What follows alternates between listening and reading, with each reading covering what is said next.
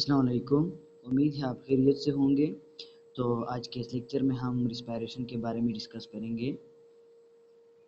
आज के इस लेक्चर में हम रिस्पायरेशन की इंट्रोडक्शन करेंगे और उसमें उसके साथ साथ अक्रेंस के बारे में भी बात करेंगे और साथ में रिस्पायरेशन की जो इम्पोर्टेंस है उस पर भी बात करेंगे। तो पहले आते हैं डिफिनीशन की तरफ। तो रिस्पायरेशन का जो प्रोसेस है ये असल में एक केमिकल प्रोसेस है जिसमें जो ग्लूकोज होता है उसकी ब्रेकडाउन होती है और उससे क्या बनते हैं, कार्बन डाइऑक्साइड और वाटर बनते हैं और साथ में एनर्जी भी रिलीज़ हो जाती है, एनर्जी भी खारिज हो जाती है। तो इस केमिकल प्रोसेस को हम रिस्पायरेशन कहते हैं।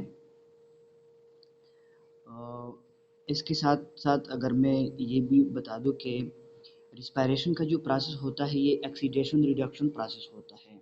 इसका मतलब ये है कि इसमें ऑक्सीडेशन और रिडक्शन दोनों प्रोसेसेस होते हैं, इस वजह से इसको हम ऑक्सीडेशन रिडक्शन प्रोसेस भी कहते हैं। और रिस्पायरेशन की ये जो इम्पॉर्टेंट सब्सटेंस होता है जिसमें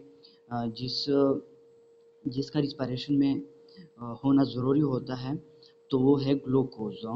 तो ग्लूकोज जो होता है ये इम्पॉर्टेंट होता है रिस्पायरेशन के लिए। अगर ग्लूकोज ही ना हो तो फिर तो रिस्पायरेशन भी नहीं होगी, क्योंकि असल में जो रिस्पायरेशन में जिस चीज़ की ब्रेकडाउन होती है तो वो ग्लूकोज ही होता है। और अब अक्रेंस की बात करते हैं। अक्रेंस का मतलब कि ये रिस्पायरेशन कहाँ पे होता है। ये जो रिस्पायरेशन का प्रोसेस होता है तो ये असल में ये जो ऑर्गेनिजम्स होते हैं, ऑर्गेनिजम्स के अंदर सेल्स होते हैं, तो ये सेल्स के अंदर होता है रिस्पायरेशन।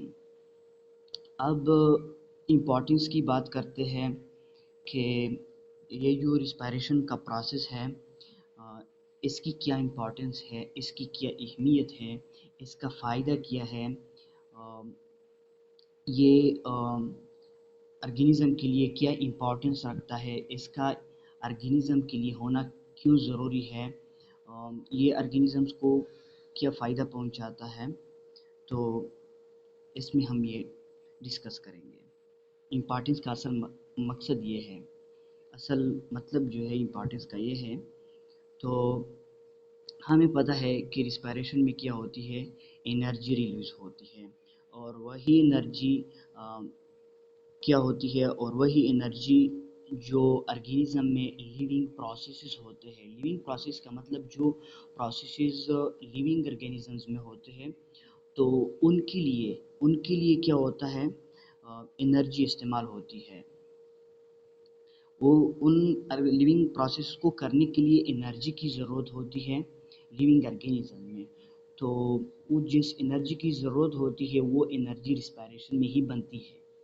तो इस वजह से ये इतनी इम्पोर्टेंस रखता है रिस्पायरेशन लिविंग ऑर्गेनिजम्स के लिए, क्योंकि इन लिविंग ऑर्गेनिज्म में जितने भी प्रोसेस होते हैं उसके उनके लिए एनर्जी की ज़रूरत होती है और ये एनर्जी कहाँ से हासिल होती है, रिस्पायरेशन से। तो इस वजह से ये अहम है लिविंग ऑर्गेनिजम्स के लिए। और दूसरी बात ये कि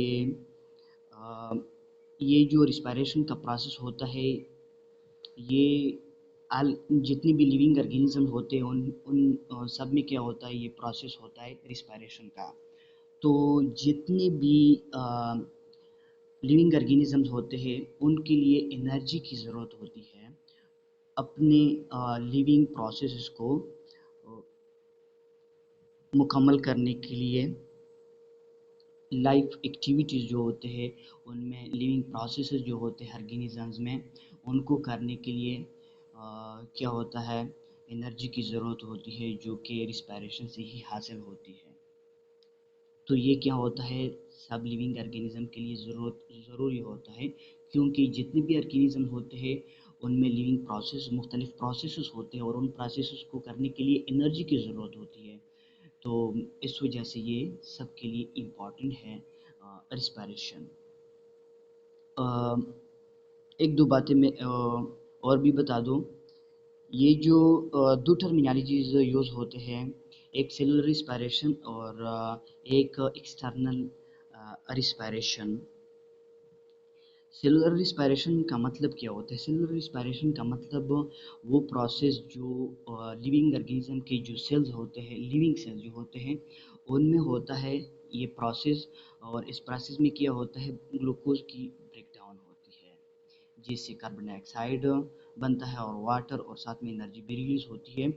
तो इस प्रोसेस को हम क्या कहते हैं, सेलुलर रिस्पायरेशन। सेलुलर रिस्पायरेशन का लफ्ज़ इस्तेमाल करते हैं। और रही बात एक्सटर्नल रिस्पायरेशन की, ये जो एक्सटर्नल रिस्पायरेशन का टर्म है, ये हम किसके लिए यूज़ करते हैं? ये हम असल में एक्सचेंज ऑफ गैसेस के लिए यूज़ करते हैं।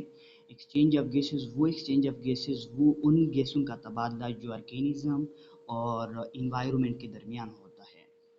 जो ऑर्गेनिज्म और इन्वायरमेंट के दरमियान जिन गैसों का तबादला होता है, उस एक्सचेंज को हम एक्सटर्नल रिस्पायरेशन का नाम दे देते हैं। अगर मैं इसका एग्जांपल दे दूं कि ये हम जो ह्यूमन बींग्स होते हैं, तो एक्सचेंज ऑफ गैसेस करते हैं इन्वायरमेंट के साथ, तो उसको हम एक्सटर्नल रिस्पायरेशन कहते हैं। जिसमें हम क्या करते हैं, ऑक्सीजन की इनटेक करते हैं और कार्बन डाइऑक्साइड को बाहर निकालते हैं। इन्वायरमेंट से हम ऑक्सीजन को ले लेते हैं और उसके बदले हम उसको इन्वायरमेंट को हम कार्बन डाइऑक्साइड दे देते हैं। उम्मीद है इस लेक्चर को देखने के बाद आपको रिस्पायरेशन की अच्छी तरह समझ आई होगी। Thank you for watching.